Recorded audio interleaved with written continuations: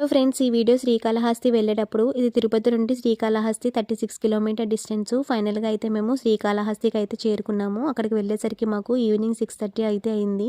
అక్కడ టెంపుల్ కనిపిస్తుంది కదా, పక్కనే స్వర్ణముఖి నది కూడా ఉంటుంది.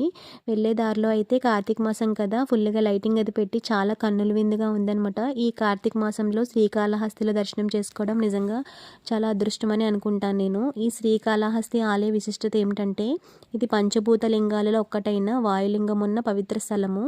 దీనిని రాహుకేతు క్షేత్రము మరియు దక్షిణ కైలాసం అని కూడా అంటారు. ఈ ఆలయం ప్రత్యేకత ఏమిటంటే, ఇక్కడ శివుణ్ణి వాయులింగ రూపంలో పూజిస్తారన్నమాట.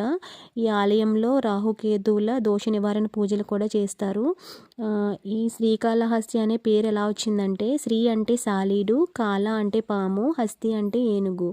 ఈ మూడు మూగజీవాలు కూడా శివలింగానికి పూజించేవి, అందుకని శ్రీకాళహస్తి అనే పేరు వచ్చిందనమాట.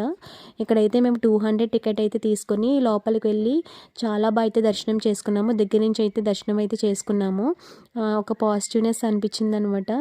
అండ్ లోపల జ్ఞానప్రసన్నమ్మ అమ్మవారు విగ్రహం కూడా ఉంటుంది, అక్కడైతే తప్పకుండా దర్శనం చేసుకోవాలి.